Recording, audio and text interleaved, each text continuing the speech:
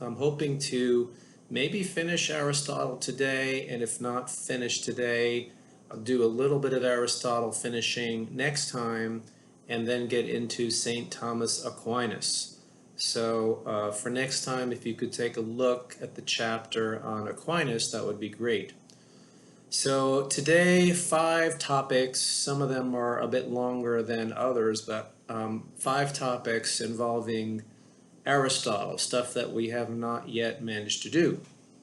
So first on the list is something that I probably should have mentioned earlier, but neglected to.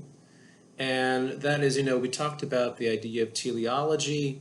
We've talked about how, according to Aristotle, the telos, the goal of the human being, is to achieve some kind of human happiness, which he understands as flourishing and well-being, the overall flourishing and well-being of the human. We talked a lot about the analogy of the apple seed turning into the beautiful blossoming apple tree.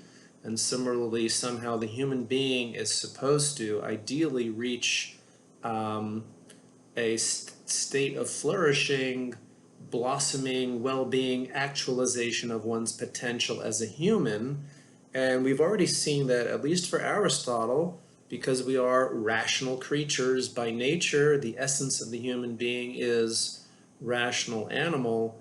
So therefore, Aristotle says that the telos involves living a rational life to the fullest possible extent. That's something like what human happiness is, according to Aristotle.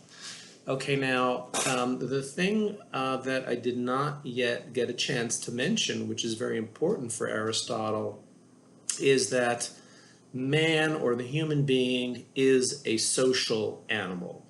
All right, it's very much a part of our nature as a human being that we are social creatures. And in this way, we're quite different from, let's say, an apple seed turning into an apple tree. I mean, as far as I know, apple trees are not very social creatures. You can imagine, an apple tree, beautiful blossoming apple tree in the middle of a, vast expanse meadow, and all there is just one apple tree all by itself, blooming, blossoming, and bearing its wonderful, beautiful flowers and leaves and apples. So to be a beautiful blossoming apple tree, you don't need to have anything to do with any other apple trees. But in the case of humans, obviously we are different than apple trees, and there are many animals in the animal kingdom, aside from humans, that we know are very social creatures. Certain animals are more social than other animals. But the human being, according to Aristotle, is by nature a social animal. In fact, what Aristotle actually said, if you go back to the original Greek statement, is that the human being is a political animal. We are by nature political creatures. So social, political, both are part of our very nature. That means, just for example, that, one obvious way in which this is true is that human beings seek to have family and friends, a community. If you're not part of a social community, and according to Aristotle, a community is going to be some kind of a framework or system of human beings who are not just sort of happen to live together in proximity, but the idea of a political creature is that we by nature have to have governors, rulers, and citizens in some fashion. We don't just sort of live together in a commune.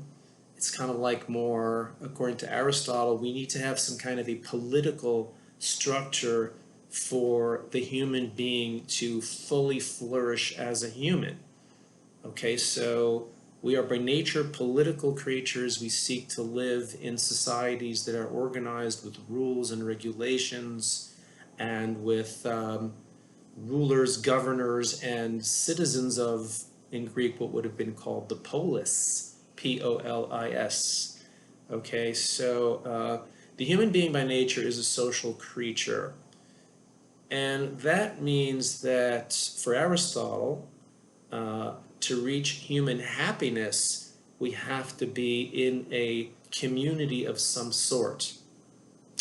According to Aristotle, if you are a hermit, okay, if you're a loner, you go off into the woods and live by yourself, totally devoid of any interaction with your fellow human beings, Aristotle would say, I'm not saying I agree with this, I'm not saying you have to agree with this, of course, but Aristotle would say that if you do that, you're really not going to be living a full human life. The only way to live a full human life is to live in a context, in a society, in a community where you are interacting with other human beings, having relationships with other human beings, learning, engaging. I mean, think of the university as an example of a community of teachers and learners together studying and growing in knowledge. Aristotle would say, if you're all on your own, you're not going to be able to fully flourish in learning and learning using your mind. Obviously, Aristotle, we've already talked about theoretical virtue. That is a very important part of living a happy human life. So, this is basically something to keep in mind, that according to Aristotle, again, man, the human being, is a social animal. In order to flourish and reach human happiness, we have to be part of a community in some way. And if we're not, we're just not going to be able to be reaching our telos. And that seems to imply that there are going to be certain virtues, certain character traits that we need to have in order to fulfill that telos. And remember, virtue consists in those character traits that are going to help us realize our end goal, our telos. And so we could say that according to Aristotle, there's going to be like a whole list of civic virtues, civic, C-I-V-I-C. I don't think I put that on the notes, but you can take that down. A civic virtue is a quality or a character trait that you need to have in order to live in a communal setting. Okay? All right, we might come back to that later. Now we're going to discuss topic number 2 on the list here is practical virtue. What is practical virtue? We already talked about theoretical virtue. I did mention civic virtue, which is sort of like a branch of practical virtue. Remember that the basic definition of practical virtue is some kind of a character trait or group of character traits that is going to involve using reason to guide your actions and control your emotions, right? Because that's the practical use of reason as opposed to the pure use of reason. The practical use of reason is using reason to guide your actions and control your emotions. So practical virtue consists in those character traits which, if you have them, you're going to be using reason to guide your actions, control your emotions, doing it well and on a regular basis. Remember, we said that that's always part of the definition of a virtue, is that you have it sort of built into you, ingrained in you, and you use reason well and on a regular basis to do something in your life. So again, practical virtue involves those character traits that will help us to guide our actions and control our emotions with reason. Now, of course, the next question is, okay, how do you do that in practice? We need some more detail here on what's involved in guiding your actions with reason and controlling your emotions with reason. What does that look like? So Aristotle here argues that whenever you use reason to guide your actions, you're always going to be, as he puts it, trying to hit the mean between two extremes. Okay, the mean between two extremes, by the word mean, M-E-A-N, we mean the middle point, okay?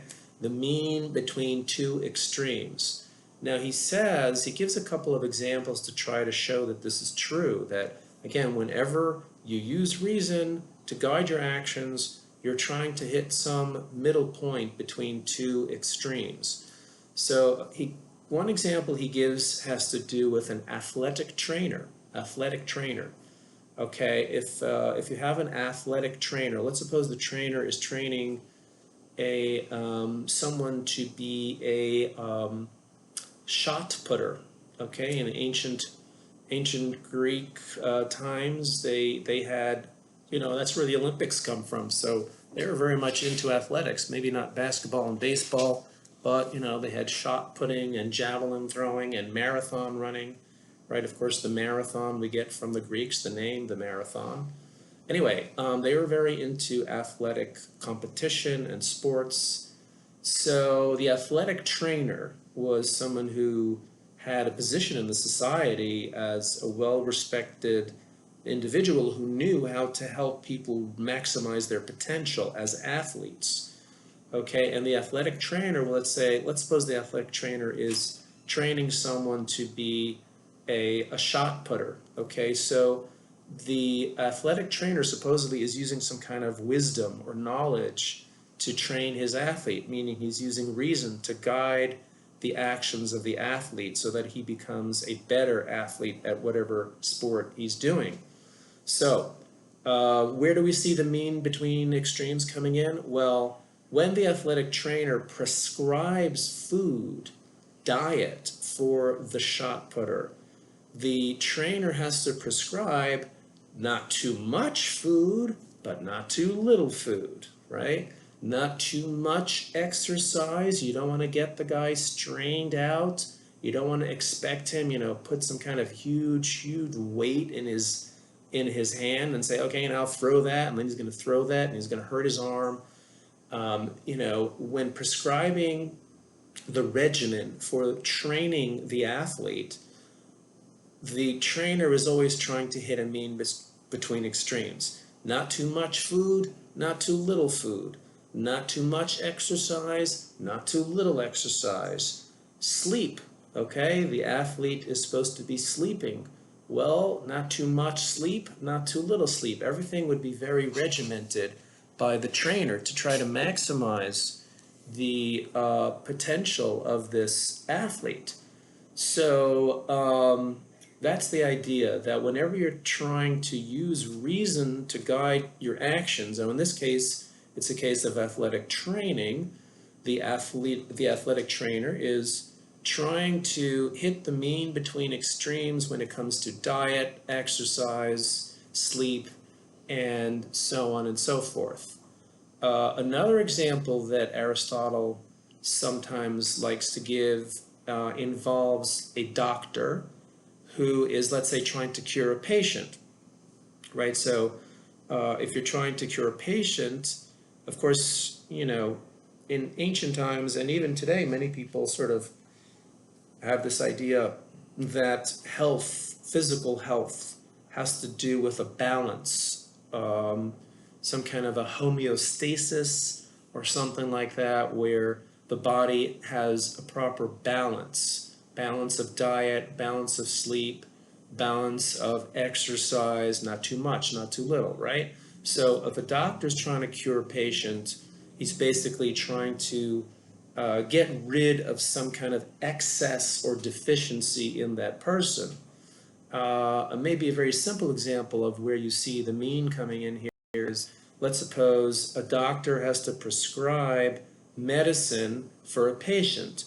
Well, if you prescribe too much medicine, if the dose is too heavy, then that might just make the patient worse. It might even kill the patient.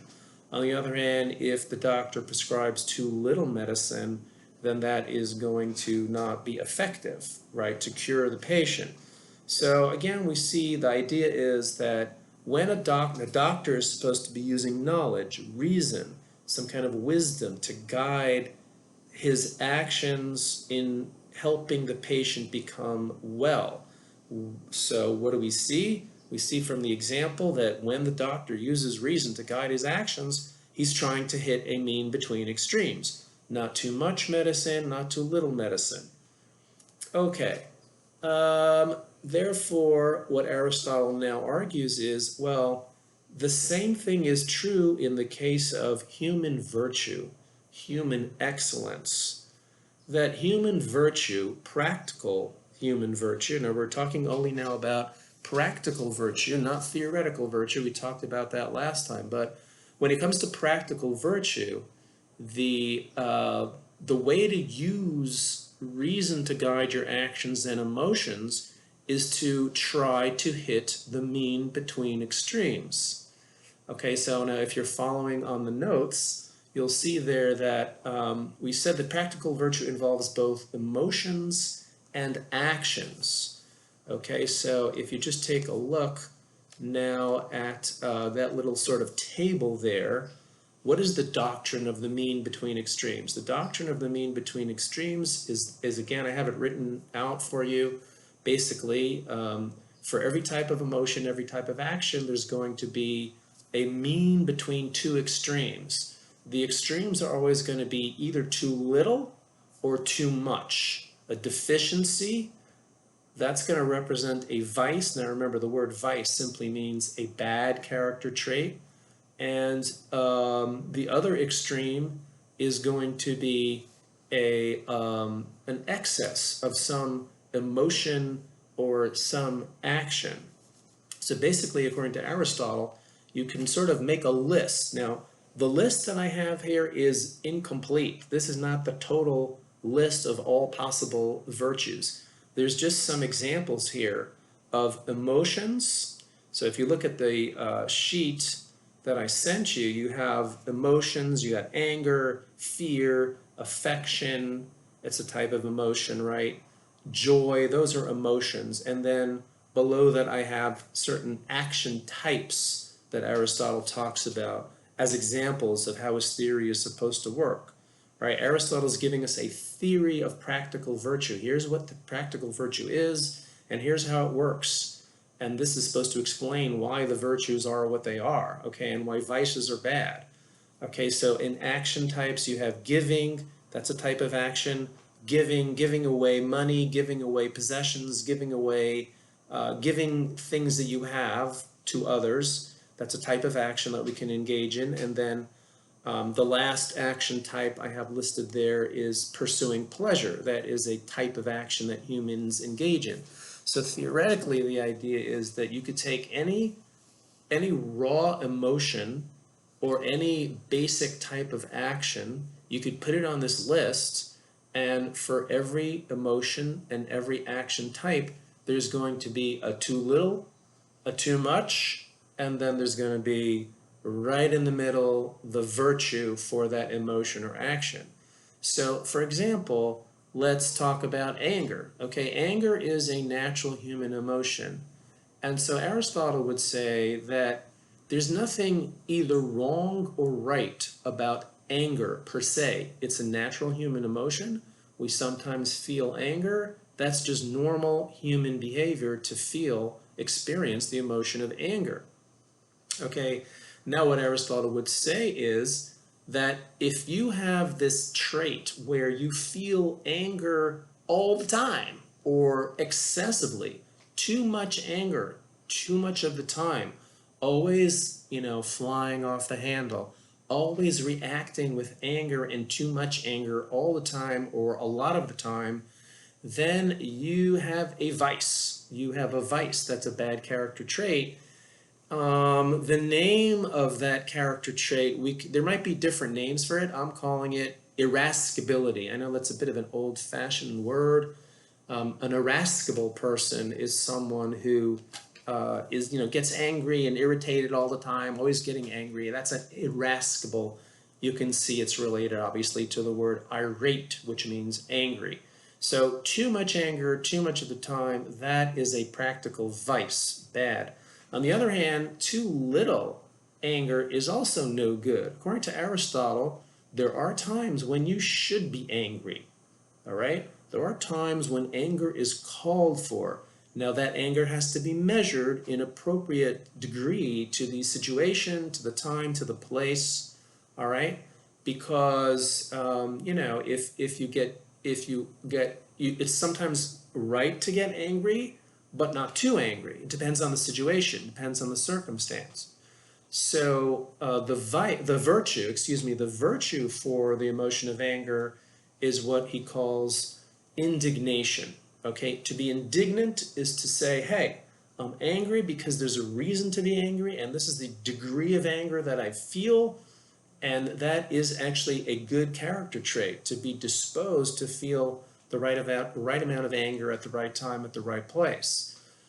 Too little anger, that's not good either. That's what we might call meekness, okay? A meek person never gets angry no matter what. Someone insults them, punches them in the face, does terrible things to them, and they say, oh, I'm not angry, I'm not angry. That's wrong. According to Aristotle, that would be a vice. Not feeling enough anger enough of the time is a vice, the vice of meekness. Okay, so this is the general pattern for all of the emotions and all of the action types. Let's just kind of go down this list here a little bit. We have fear, too much fear, an excess of fear is going to be cowardice. An excess of fear is going to be cowardice, right? Too much fear, too much of the time, that means you're a coward. If you don't have any fear at all, no fear whatsoever, that's a vice. That's the vice of rashness or brashness. Someone who's like a daredevil, they'll do anything, no fear. That's just silliness. That's not using reason to control your emotions. If you never fear anything at all, that is a vice, the vice of rashness. What is the virtue?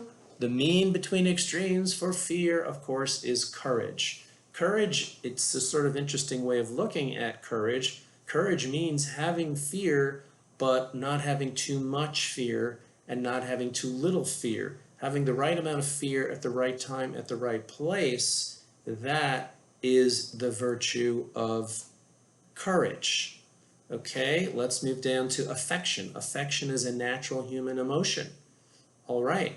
Well, that means that too much affection for something or someone is bad. So we can give that a name. We can call that obsession.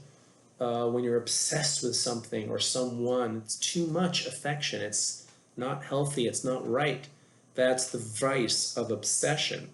On the other hand, people who don't have any affection for anyone, nothing, no affection, that is a vice as well. That's the vice of cold-heartedness. Someone who never has affection for anybody is a cold-hearted person. So I'm going to say that the virtue for affection is love. Love is the virtue, the name that we give to having the right amount of affection at the right time, at the right place, with the right person. This is a point that I'm going to go back to, that there is a sort of contextual aspect to where the mean is, okay? I'll come back to that point. Let's just go through the examples, but we'll come back to that. Let's move on. The next emotion I have on the list here is joy. Joy is a kind of emotion. You could say happiness, thinking now again of happiness as an emotion. Remember, because when Aristotle talks about happiness as the ultimate goal, that is not an emotion. I think I made this point in the last lecture.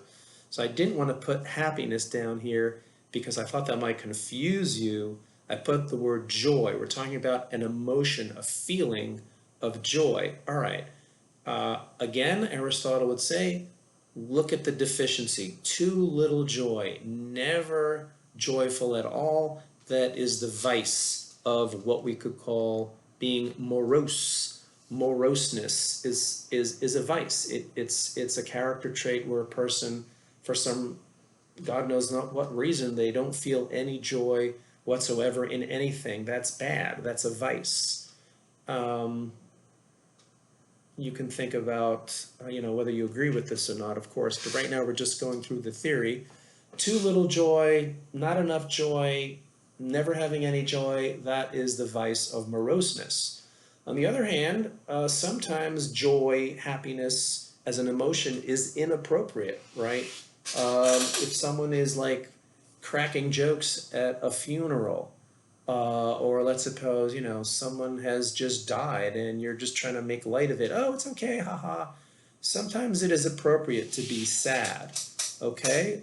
It's appropriate to grieve. Aristotle would say grieving is an emotion that, we could have put that one on the list too.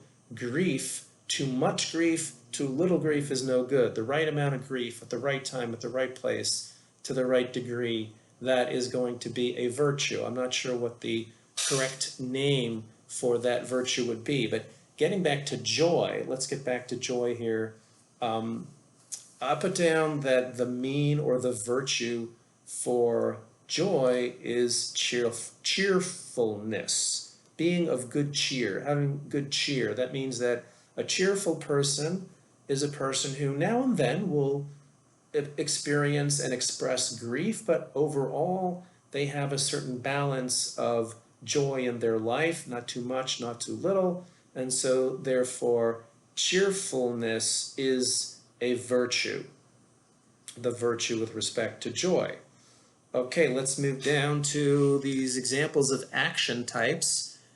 Giving away possessions, sharing. Okay, sometimes you find people who never give. They never give anything. They hold on tightly to whatever they have, their money, their time, their possessions. That is being a miser. A miser is someone who never gives, very, very tightwad, okay? That's miserliness is the name of the vice for not giving enough or not giving ever.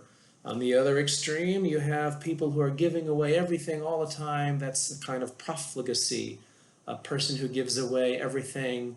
They basically run down their bank account and run out of energy, exhaust themselves by being overly giving. That is bad. So the virtue for giving is generosity.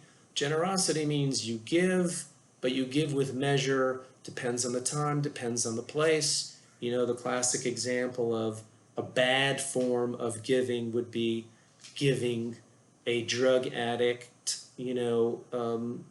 money or drugs to go get high, or, giving an alcoholic a drink, or, another drink and another drink, and saying, sometimes it's wrong to give. Okay, so a generous person is someone who has that virtue of generosity. A generous person is someone who gives, but with the appropriate measure, in the appropriate way, at the appropriate time, to the proper degree. That is the virtue of giving, generosity.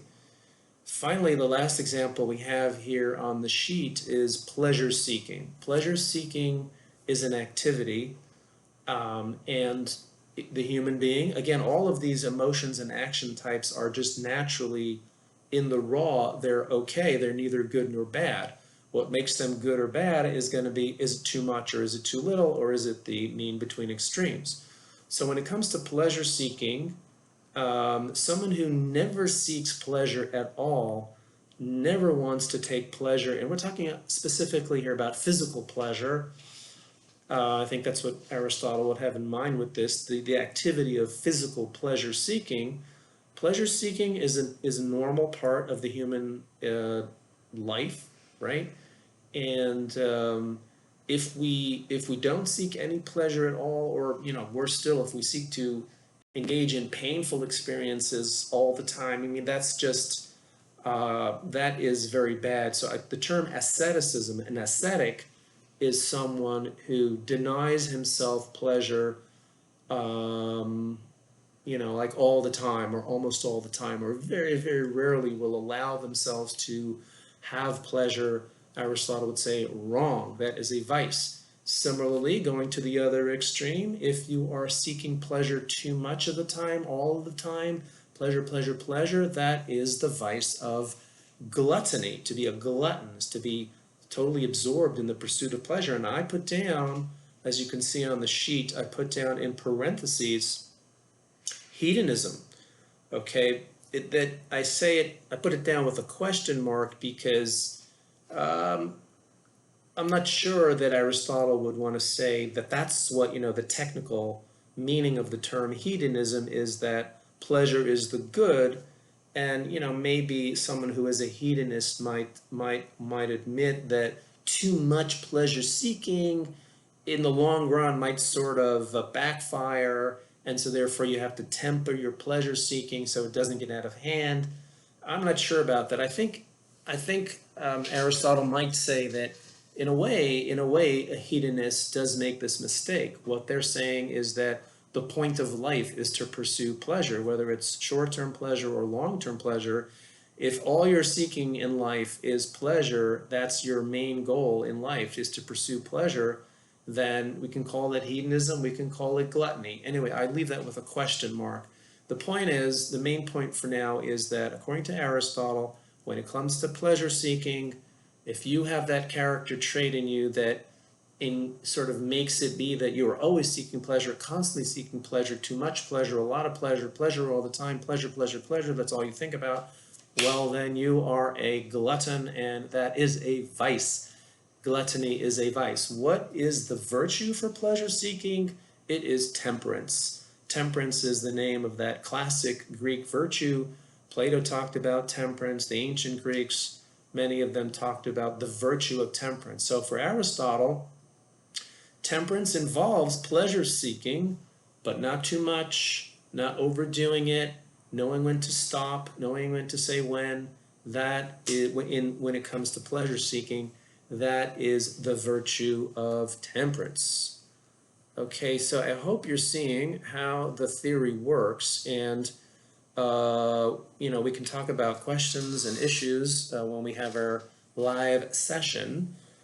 But one thing I want to go back to explain here before I do have some objections on this sheet that we're going to talk about shortly, but one of the things that Aristotle says about how the mean gets applied is, and this is very important, Aristotle says that depending upon the person and the situation, the mean can vary. Where the mean lies may be different from one person to another person. Okay, depending upon the circumstances, depending upon the context.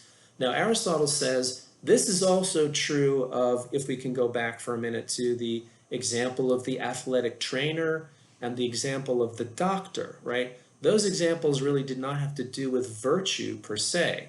What makes you a great doctor or a great athletic trainer, that doesn't necessarily make you a virtuous human being, okay? Because the doctor and the athletic trainer are focusing on certain specific things that are not necessarily part of universal human experience, right? Not everybody becomes a doctor, not everybody should become a doctor.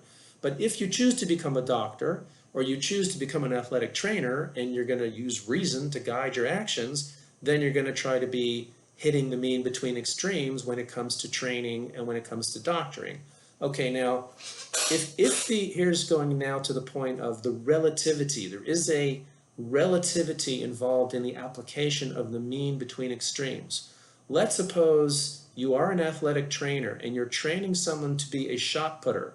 Okay, let's suppose the person you're training needs to bulk up. They need to gain weight. They're just too thin. They're just not heavy enough to be a great shot putter. So for that person, the athletic trainer is going to prescribe, a heavy diet of whatever, bulking up foods are. I don't know, carbohydrates, protein, whatever those things are, okay, to beef up, right? If the person is already bulked up and maybe they need to thin down, maybe they're too heavy, so the athletic trainer is going to provide a diet where they eat less, right? So depending upon the person, depending upon the athlete, the athletic trainer is going to prescribe a different regimen. For one athlete, he's going to prescribe more food, and for the other athlete, he's going to prescribe less food. Okay, but he's still using reason. It's not like some kind of a crapshoot. Well, here I'm doing this and here I'm doing that. He's using reason, and because there's a certain goal in mind that he has, he's prescribing a certain specific regimen. But the regimen will differ from person to person. Same thing is true with the doctor when he prescribes, medicine for the patient. If the patient is a child, then the dose of medicine for the exact same disease may be different, is probably going to be different than if the patient is an adult with the same disease, right? You have to give a child a smaller dose because his body size is different than the adult, right? So this is very straightforward. The idea is that when you're using reason to guide your actions, you have to tailor your attempt to hit the mean to the situation, to the case, to the individual, to the set of circumstances that are in front of you, okay? And Aristotle says the same thing is true when it comes to practical virtue. Okay, I'll give you an example of this. Two different people facing the same set of external circumstances.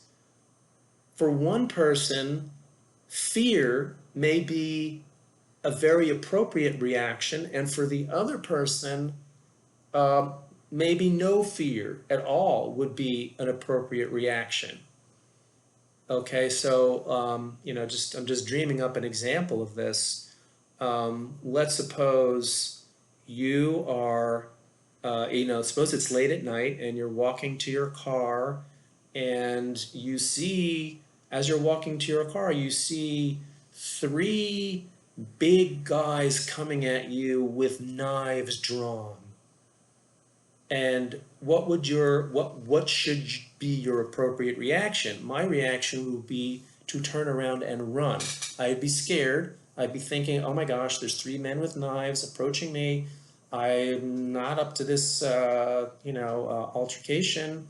And so I'm just going to turn around and run as fast as I can away, and maybe, I don't know, dial 911 or something. Would that be too much fear? I don't think so. In that situation, that would be an appropriate amount of fear to have. Okay, on the other hand, let's suppose that you are, I don't know, suppose you're James Bond, or you are, some master of martial arts. Or you're like the greatest martial arts master in the world, and you're walking to your car late at night, and there's these three guys with knives coming at you. So that's like nothing. You could take them on. Easy, no problem. So, if James Bond, I hope you know who James Bond is. I assume you do. Okay, James Bond is this really strong, clever, fast, incredibly, excellent martial arts master. Three guys with knives, that's like a nothing. If he were to experience fear in the face of these three people, we would say, hey, James, what are you, a coward? So for him, in that situation, fleeing would be an example of cowardice, whereas for me, fleeing in that situation would be an example of doing the right thing, and trying to fight these guys would be an example of rashness. So what do we see from here? Aristotle says we see that the application of the doctrine of the mean is relative to the circumstances that are facing a given person, which can differ from person to person, and from time to time, and from place to place. So I hope you're understanding this, and we can talk about this some more if it's not clear. But one of the issues that gets raised here, it seems, is like, okay, well, doesn't it sound now like that Aristotle is a moral relativist? Okay, we talked about moral universalism, we talked about moral relativism, and I remember I tried to explain to you that, Plato, when we did Plato, we said Plato is a moral universalist. He is not a relativist. Morality doesn't change from time to time and from place to place. And now you might be thinking that, okay, well, it looks like Aristotle is a relativist because you're telling me that when you apply the doctrine of the mean, it depends on the person, depends on the situation. It can vary from person to person and from place to place. So should we say that Aristotle is a relativist or not? So I'm going to tell you that there certainly seems like he's more of a relativist than Plato, okay? At least more explicitly, he's claiming that in applying the doctrine of the mean, you have to take into account circumstances that are relative to the situation. But I would say in the end, it would be a mistake to say that Aristotle is a moral relativist. And the main reason for that is because, again, what constitutes virtue is the same for all human beings at all times, at all places.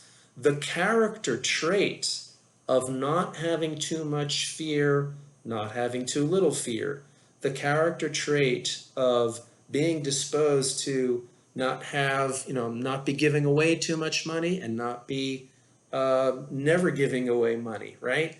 That is the virtue of generosity. The list of virtues that applies to one human being is the exact same list that should apply, according to Aristotle, to all human beings at all times, at all places. Because remember, by nature, human beings are rational creatures. We all have the same telos. Virtue is those character traits that's going to allow us to reach our telos. And living a rational life is part of living a humanly happy life. Okay, so in practice, it is going to come out that certain actions that I do may be what I should be doing given my circumstances, and certain other actions are going to be what you ought to do in order to control your situation with reason. But that's because we're different. We have different aptitudes, like in the example I gave you. Obviously, the reason why James Bond shouldn't be afraid of those three guys with knives is because he has certain qualities that I don't have. So if I had those qualities, then it would be the same for me, right? If I had the qualities of being a great martial arts master, then it would be too much fear for me if I were to run away. So the list of virtues, what defines a virtue, is the same for everybody according to Aristotle. And therefore, the bottom line is we should not say that Aristotle is a moral relativist. What we should say is that to figure out where the mean lies for you will require doing different things than is required for me, right? The doctor looking at the child has to prescribe a smaller dose. Looking at an adult, a larger dose. That doesn't mean that medicine is relative somehow medicine somehow changes from person to person, right? We wouldn't say that. We wouldn't say that, oh, well, what makes someone healthy is different from what makes other people healthy. Basically, the human body is the same, okay? And depending upon the situation, a too much or a too little may be different. I hope I'm making myself clear. Aristotle is not generally regarded as a relativist, even though there is an admission that some relativity comes into figuring out where the mean lies. All right, let's move on and talk about a couple of objections to the theory. Here's an objection that Aristotle himself considers, and he sort of gives an answer, but I'm not so sure that the answer is a great answer. Aristotle says, okay, I just told you that virtue involves finding a mean between extremes, and that for every type of action, there's going to be a too much and a too little, and the virtue is in the middle. Well, what about something like murder? Murder, the definition of murder is killing an innocent human being. Well, murder is an action. So what happens if we put murder on the list? It is a type of action. I can engage in murder. So it's a type of action. And so therefore, it should be the case that Too much murder is no good. Too little murder is no good. But the right amount of murder at the right time, at the right place, is going to be the virtue. The virtue for murder. That doesn't make any sense. Murder is absolutely wrong.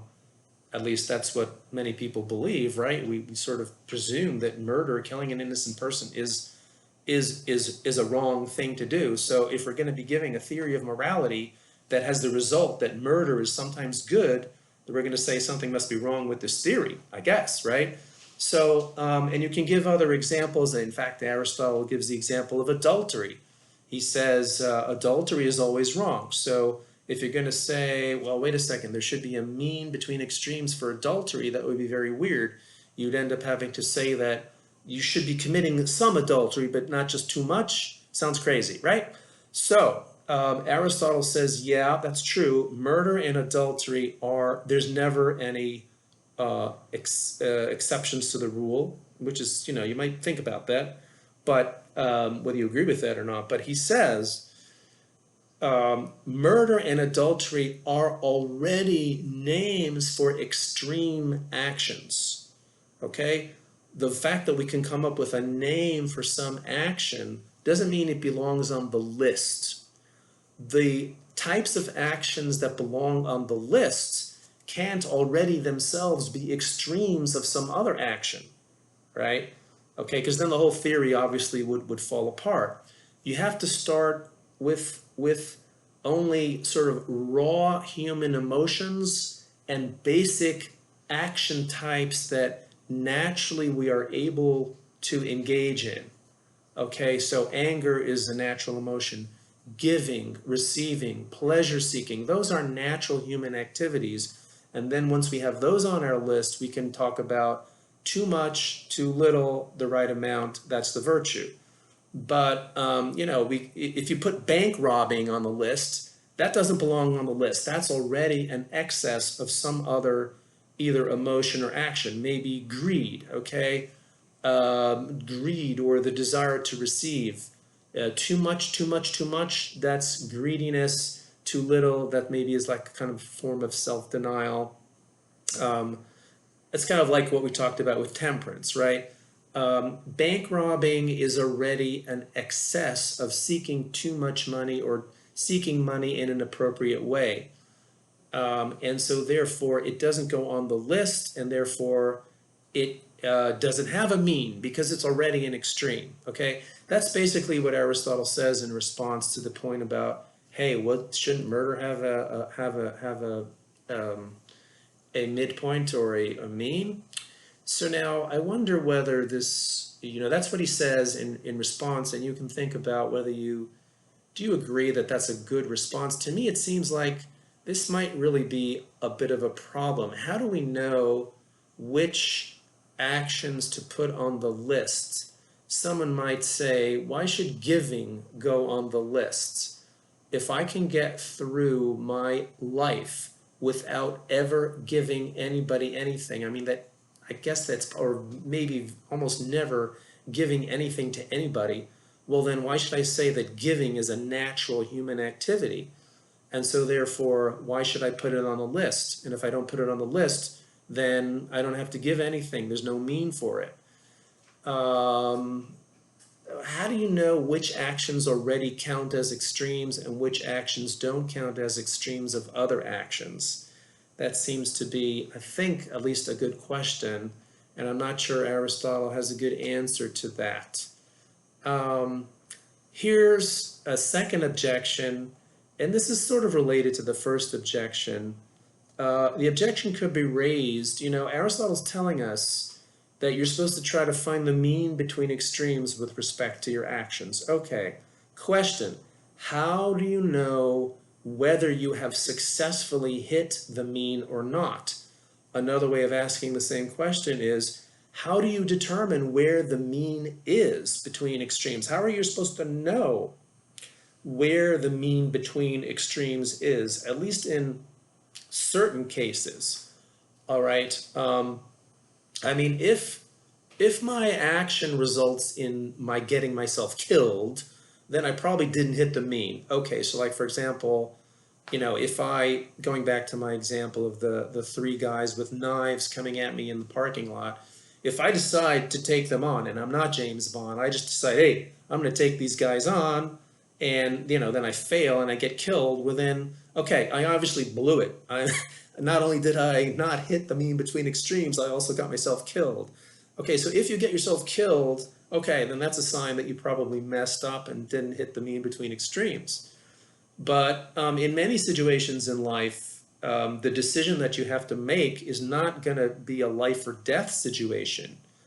Okay, so, and I'll give you an example where maybe it's not so easy to know where the mean between extremes is. This is, maybe you're going to think this is a little bit silly, but let's suppose you're driving on the highway and someone cuts you off. Someone like, drives right in front of you and almost hits you, and you're like, oh my God, that person could have killed me. What a jerk. And now you're angry, okay, because you're upset, you're angry at this person who, just wantonly did this to you, and let's suppose you could tell they did it on purpose. How should you react? How should you react to that? So some people might say, well, the appropriate reaction would be just ignore it. Don't do anything. Just let the guy go. Don't do anything. Other people might say, hey, this is insulting. This is bad. This is rude. This is dangerous. I need to go teach that guy a lesson. You drive after him and, cut in front of him, or do something like that, or do something threatening to him. Or maybe you take down his license and complain to the police. Or someone else might say, hey, you know what? That guy is a bad person. He cut me off. And you take your pistol out of your glove compartment and go after him and, maybe shoot a bullet through his window. Okay? So of all those options, which one is the right option? Aristotle has told us that, hey, you should be trying to hit the mean between extremes, right? Hit the mean between extremes. Okay, not too much anger, not too little anger. How should you react? Not too much, not too little. Well, how am I supposed to determine where the mean between extremes is in that particular case? Is it appropriate to go after him, go cut him off, take out a gun and try to shoot him? I probably think that that's not what I would do. To just react with no anger, to just ignore it. Who's to say where the mean between extremes is in this situation? And how are you going to know if you have hit it or didn't hit it? Okay, now to further strengthen this objection, going back to Aristotle's, Aristotle motivates or inspires us to think about the doctrine of the mean by talking about the example of the doctor and talking about the example of the athletic trainer. Well, here's a way of putting this is again still in what I called objection 2 on the sheet. The objection here could be said as follows, could be stated as follows. In the case of the athletic trainer and in the case of the doctor, there is an objective test. There is an objective test to determine whether the athletic trainer hit the mean between extremes or did not. There's an objective test to determine whether the doctor hit the mean between extremes or did not.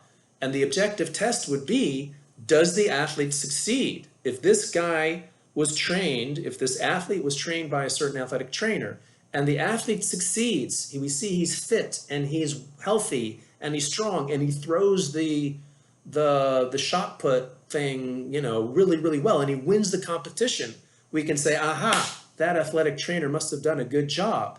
Or if the patient gets better, if the child or the adult, whoever it was, right, if the patient of the doctor gets better, we can say, well, I guess that doctor really knew what he was doing. He applied the medicine properly with the right dose and cured the patient. So there is an objective test in those cases to determine whether someone has hit the mean between extremes.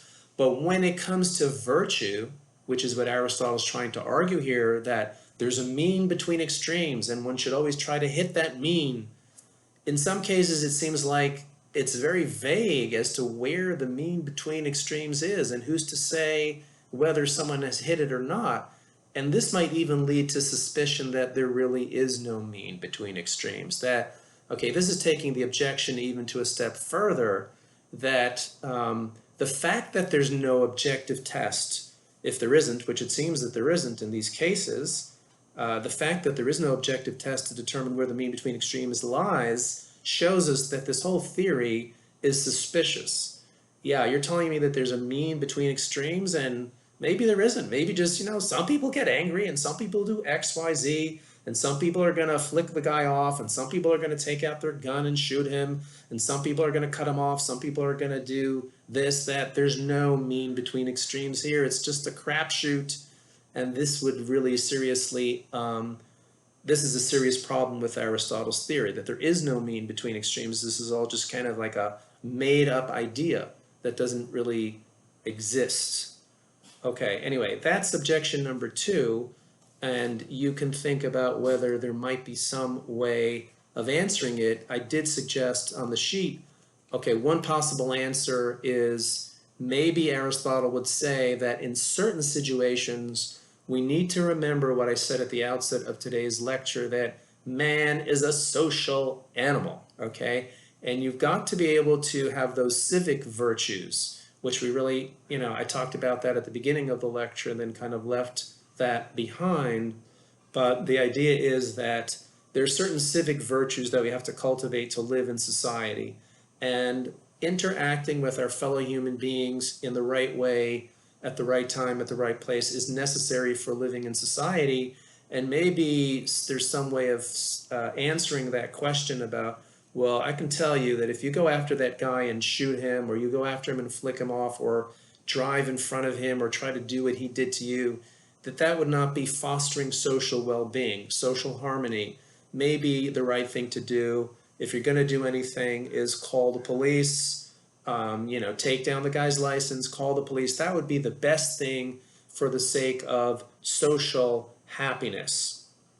One, I guess, follow-up here, though, is that if we're going to say that, then one question you might have is, why are we bothering with this doctrine of the mean? Why not just say social happiness is at least part of our goal, and whatever promotes social happiness or social well-being is going to be good, and whatever fails to promote social happiness is going to be not so good. And actually, when we get to John Stuart Mill, Mill is a British philosopher that we're going to study after we get through Aquinas, and then Thomas Hobbes. We'll be moving into the more modern period. Mill wrote in the 1800s. Mill actually theorized that is really what ethics is all about, that morality has to do with promoting social happiness. And he would say, see, I told you, this is really what determines whether something is moral or not. Does it promote not just my own happiness, but social happiness in general? Now, for Aristotle, remember that each individual human being is seeking his or her ultimate telos, which is happiness of the person. But Aristotle recognizes that in order for us to be happy as individuals, we have to be part of a community, and that means we have to behave in certain ways that we might not otherwise behave in. Okay, well, enough on that. It is time to push ahead to topic 3, and I will spend a little bit of time on this, not too much. Topic 3 for today, we've gone through practical virtue, and we've seen theoretical virtue. Here's a question. Aristotle actually considers this question. What is better or more important, practical virtue or theoretical virtue? His answer is basically that both are necessary for a human being. Both aspects or branches of virtue are necessary to be a good human being. You need to have practical virtue and you need to have theoretical virtue. But interestingly enough, Aristotle argues that theoretical virtue is in a way the more sublime, more noble, and higher kind of virtue than practical virtue. Okay, I don't want to spend too much time on this today, But just a little bit on this, why is that? Why does Aristotle think that theoretical virtue is more better, is higher than practical virtue? Um, a couple of reasons he gives. One is that he thinks actually that the use of the intellect in its pure use, remember that we have two uses of reason, the practical use of reason and the theoretical use of reason. The theoretical or the pure use of reason is where you use reason to gain knowledge without trying to guide your actions and emotions. So the pure use of reason is a more refined and more noble use of reason than is the practical use, because when you use reason to guide your actions and emotions, you're essentially saying, look, I have reason, but I also have a body, I also have emotions, and I have actions, and I need to guide those with reason. So yeah, that's part of being a human, is guiding my, part of being a good human is guiding my actions and my emotions with reason. But it's kind of like you're taking this power that you have, the intellect, and you're sort of using it in a subservient way. You're making it subservient to your body, your actions, your emotions. Whereas if you just use theoretical reason in its pure use, then you're just using reason for what it is designed to do, which is to know and understand. So because the theoretical use of reason is the pure use of reason, therefore theoretical virtue is higher or more noble than practical virtue. He also thinks that it's more divine. Now, we haven't talked too much about Aristotle's theory of the gods because they really don't play much of a role in his ethical theory. Okay? For Aristotle, though, he did believe in the gods, and for Aristotle, the gods are basically, if you can imagine an intellect, a mind that does not have a body, that's a god. Okay, so just think about that. Think about a pure mind that does not have a body. It's not linked with, let's say, a body like ours. Okay, so this pure mind doesn't have a body, doesn't have emotions, doesn't really have physical actions, at least not in the way that we do. Okay, that maybe the mind does guide certain things. This pure mind might be guiding some realm in the heavens or something like that, but basically a god is a pure mind without a body. And so what do minds do? They think, they know, they understand. That is the activity of the mind, so, or the intellect. So to the extent that we engage in just thinking, we are actually living like the gods. To the extent that we get involved in emotions and actions, then we're sort of living more like animals do. And so therefore theoretical virtue is more divine, more sublime than practical virtue. Another, and this I think is the final reason, I don't have these reasons listed on your sheet, so you might want to take this down. But another reason for why theoretical virtue is higher in Aristotle's mind than practical virtue is because Aristotle thinks that all of the practical virtues, they basically, they're circumstantial, they come up in certain situations, and not all of them are even necessary depending upon where you live, when you live. I'll give you, let me explain by an example. Let's suppose that you happen to live in a very, very rich and affluent society where nobody is poor. Okay, well then, you never really have an opportunity or a need to be giving charity to the poor because no one is poor. No one needs anything. Everyone has already what they need. Okay, you might be, nice to people, giving in some way, but the real virtue of, charitable giving, generosity is not going to come up because it doesn't apply in your situation. Or let's suppose you live in a very, very peaceful society. Let's suppose you live in a place where there's no crime. Okay, so there's never any room for you to experience the kind of fear that we were talking about. Let's suppose you live at a very peaceful time. There's no wars, there's no crime, no violent crime. So there's nothing to really be afraid of. So you never really get a chance to work on developing the virtue of courage.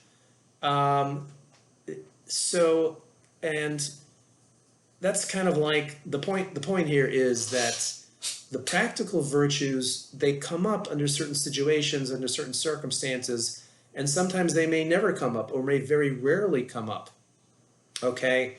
Um, but the theoretical use of the mind, okay, the use of the mind, the use of the intellect to gain and pursue knowledge is always present. It's always possible. At least Aristotle thinks it's, yeah, there may be times when it's difficult to sit down and learn or study or engage in thought. But in general, you can, even if you are, even if you're in prison, even if you're in some place where you don't have any books, you can always use your mind to think. You can always engage in thought. You can always engage in an attempt to reflect and understand something, what's going on, without, again, that practical drive behind it. So he also claims, this is kind of related, that the activity of thought is the single activity that we can do, that human beings can do, without stopping. If you think about it, you can eat and drink, but you can't do that nonstop all day. I mean, I guess maybe some people can, but for most people, eating and drinking is something, okay, you get hungry, you eat, you drink, you're full, that's it, you stop, right? Running, playing basketball, doing some kind of sport activity, you do that and then it's over. You can't really do that all day, 24 hours a day. So, but what about thought? Aristotle says that you can think for literally hours on end and you don't get tired of thinking, right? Just, because I guess in a way it's just a physiological thing that thought doesn't require moving a single muscle. I mean, obviously, we know that things are going on in the brain when you think, when you reflect, there's some kind of brain activity going on.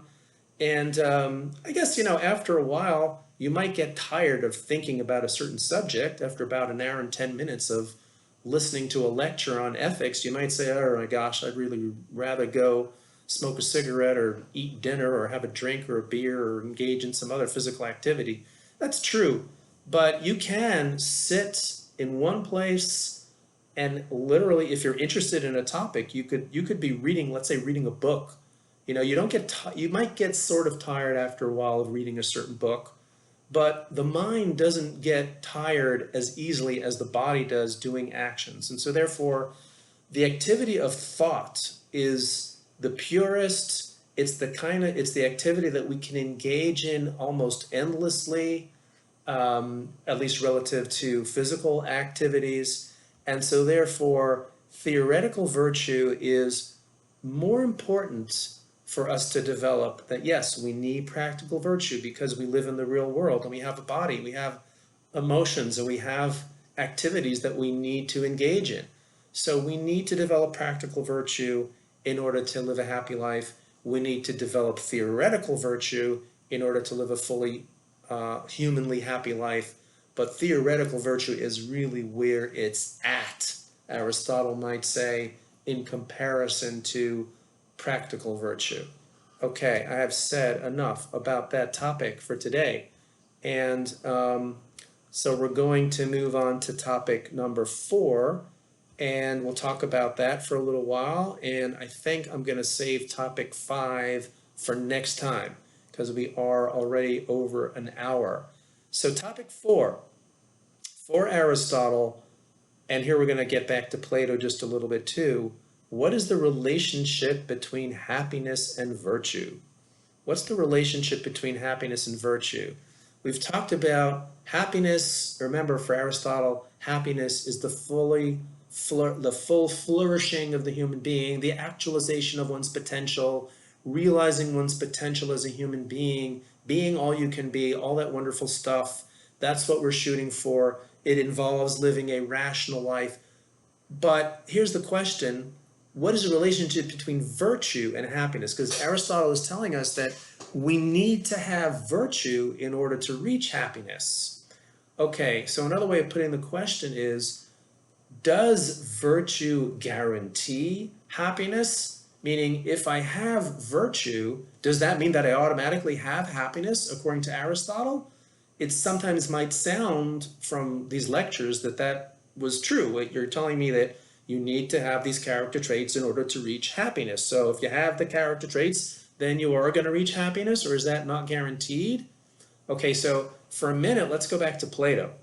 And just to refresh your memory about what Plato said that if you have virtue, remember Plato said virtue includes justice, and justice is when each part of the soul is doing its proper thing and not meddling in the affairs of the other parts of the soul. So according to Plato, when you have a just soul, your soul has psychic harmony, and that is true human happiness. That is happiness. So therefore, we can just like write an equation. According to Plato, virtue equals psychic health equals happiness. So according to Plato, we would say virtue is necessary for happiness and it guarantees happiness. In fact, according to Plato, it's almost, we could say they are the same thing. They're identical. Virtue is happiness. If you have virtue, you're happy. If you have true human happiness, that must mean that you're virtuous. At least that's what Plato claims.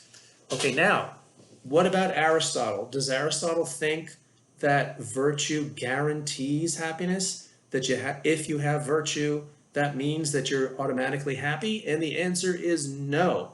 Aristotle writes in his work that in order to be happy, to be fully flourishing as a human being, virtue is not enough. Virtue is necessary for happiness, but virtue does not guarantee happiness because, according to Aristotle, in order to have human happiness, you need to have what he calls external goods. You need to have certain external goods.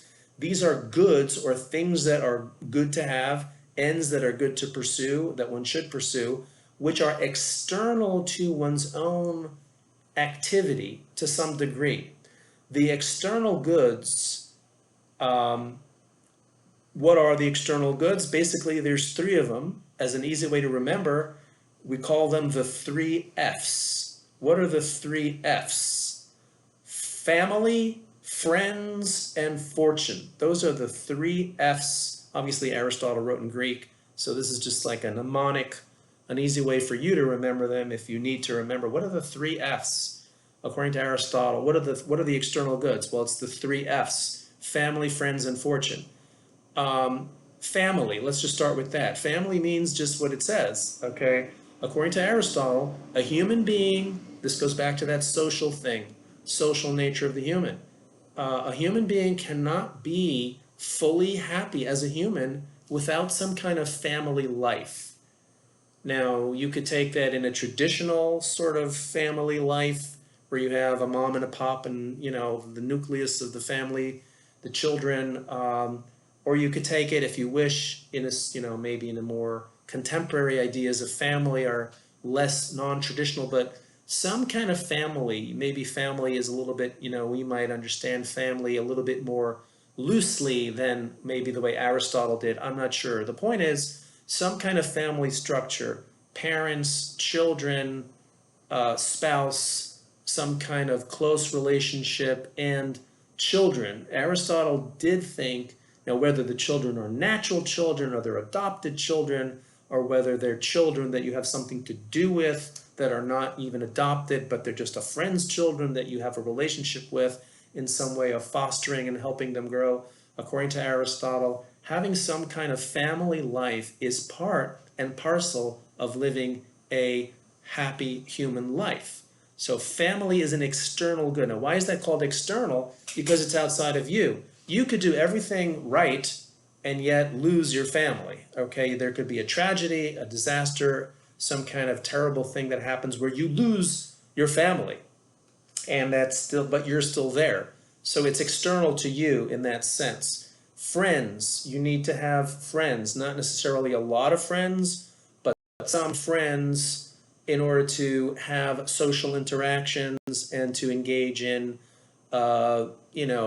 rational discussions and things that, you do with friends. So family, friends, fortune. Now the word fortune here does not mean a lot of money. We don't mean a grand fortune in that sense. We're using the word fortune here to mean good luck. You need to have good luck in order to be humanly happy. It doesn't mean that you have to win the lottery. It doesn't mean that you have to be filthy rich.